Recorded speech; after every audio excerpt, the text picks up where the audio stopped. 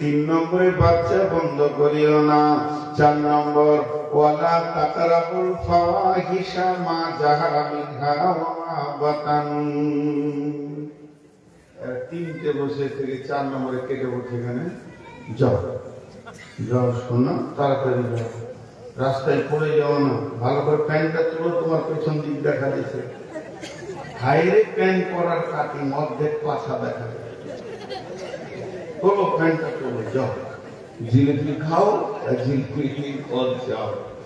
এই পাগলাকে অনেক রাতে তুলেছে, আর আসবো না, আল্লাহ যদি বাঁচিয়ে রাখে। কত যে কষ্ট হচ্ছে এই পানি খেয়ে খেয়ে চালাচ্ছি, আমি বুঝছি আমার জানে কত যেছে, 488 সুরাত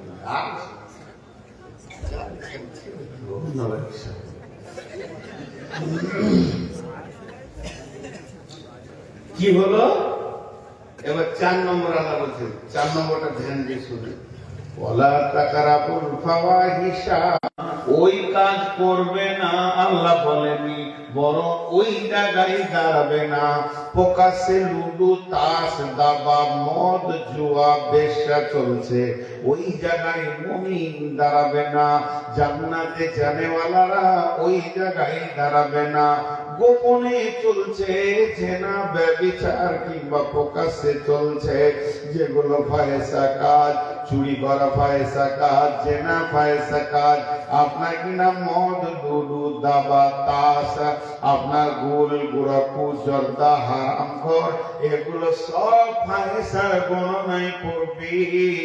আল্লাহ তাবারাক ওয়া তাআলা বলছেন মদ খেও না, এ কথা এখানে বলেনি, অন্য জায়গায় বলেছে মদ খেও না, কিন্তু এই জায়গায় বলছে যেখানে মদ চলছে ওই জায়গায় দাঁড়াবে না। আল্লাহ আরো একটু সাবধানটা বেশি করে দিল, আল্লাহ বলেননি যে তুমি সুদ খেও না, বরং বলছে যেখানে সুদ চলছে ওই জায়গায় তোমাকে যেন দেখতে না পায়।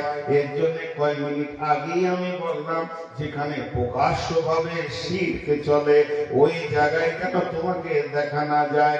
তাহলে যেখানে পীরের মেলা, মাজারের মেলা, মূর্তির মেলা, আপনার মেলা খেলা চলছে, যেখানে গান বাজনা জোর আড্ডা বসছি, যে জায়গায় মেলা খেলা চলছে, গান চলছে, মেয়েদেরকে অশ্লীল ভাবে নাচানো হচ্ছে, খবরদার ওই জায়গায় তুমি যেও না। জি, মেয়েরা অশ্লীল ভাবে নাচছে কি নাচছে না, কথা বলে না। মোবাইলটা এমন হয়ে গেছে আমাদের যে চোখে পড়ছে না তা। এক্ষুনি শুয়েছিলাম আর মসজিদের ভিতরে শুয়েছেন, মসজিদের একটা রুম সাইড, খারাপ জায়গা তো নয়, আর এখানে নুরুল উঠে যখন সোটা লোকমানের আয়াতটা পড়লো, আমি লোকমানের তফসিরটা দেখি, সময়টা কাটবে না, তো মোবাইলে আমার তফসির ইবনে কাসির আছে, ওটাকে বের করছি, ক্লিক করার সঙ্গে সঙ্গে একটা ড্যান্স চলে আসে, ওই যে আগে এটা দেখ তারপর ওটা দেখ, কারণ যারা ওটা চালাচ্ছে তাদের ওটাই কারবার।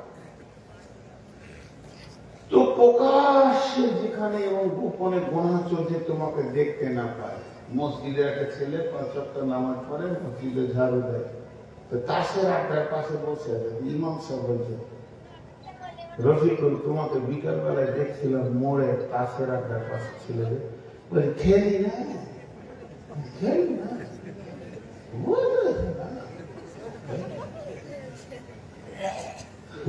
আল্লাহ বলছে বসলি কেন, ইমাম আর বলেনি, এবার আল্লাহ বলছে তুই ওখানে বসলি কেন, তুই ওখানে বসলি কেন, তোকে বাঁচতে গেলে ওখান থেকে বাঁচতে হবে। পাশে বসে আছে দেখছে, এদিকে তাসটা লাগছে, তখন মনে মনে বলছে সারা টেক্কাটা মারলে যা হতো না, ফুটে গেল, শেষ হয়ে গেল, লিক হয়ে গেল, টায়ার পাংচার হয়ে গেল। একটা পুকুরে এসে মাছ ধরাদেরকে কি বলেন, জেলে বলেন আপনার, জেলে এসছে আপনার গ্রামে একটা পুকুর দেখেছি, ছোট পুকুর। পুকুরের মালিককে বলি কত নিবে, যা আছে ধরে নিব, 20,000 দিবি। বলছে না, 10,000 লাভ। বলছে টাকা 17,000 দেয়। 16,000 কন্ট্রাক্ট হয়ে গেল। 6,000 দিয়ে দিলে, বললে কালকে মাছ যা আছে তুলে নিব, আপনাকে 10,000 টাকা দিয়ে তারপরে আমরা পুকুরে নামবো, ভোরবেলায় আসবো, আপনি থাকবেন। বলছে ঠিক আছে। ওর সকাল সকাল করে ভোরবেলায় চলে আসছে। আর এদের দাম দরে যখন চলছে, তখন একটা কাছিমের বাচ্চা পানির ধারে ছিল, ও শুনছে, তো মনে মনে বিপদে পড়ে গেল, কাল তো মরবো, আর উপায় নাই। তো যখন বসে আছে পুকুরের ধারে ভিতরে, বিকাল বেলায় একটা বক এসছে মাছ খেতে। তো বককে বলছে, ভাই বিপদের খবর শুনেছ? বলে কাল মরে যাবো। বলে কেন? বলে কালকে জেলে রাখতে গেলে এসে পুকুর পুঁটি যা আছে, ছোট বকটা পুঁকা শুদ্ধ ছেঁকে দিল ওরা। 16,000 দাম হয়ে গেল। বক বলছে বাঁচিয়ে দেবো। বলে কি করে?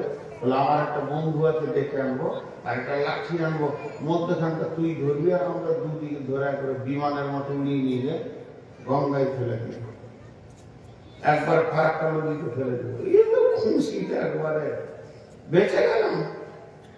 ঠিক ভোরে বক চলে এসছে ওর একটা বন্ধুকে সাথে করে, আর মধ্যখানে লাঠিটা বলে তুই ধর, উড়ান দিয়ে দিলে এরকম।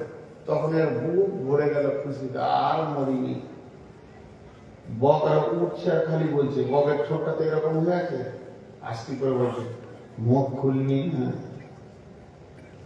যা করবি করবি, মুখ খুলবি না, মুখ খুলবি না।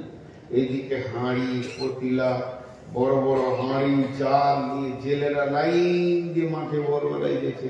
হাঁড়ি কাঁধে আছে, জাল আছে, বাঁশ আছে। ও উপর থেকে দেখে এত খুশি হয়েছে, আর আমি মরি। বক বলছি, যতই খুশি হয়েছিস বাবা, মুখ খুলবি না। তো ও খুশিতে থাকতে না পেরে বলছে, ছাই খাবি?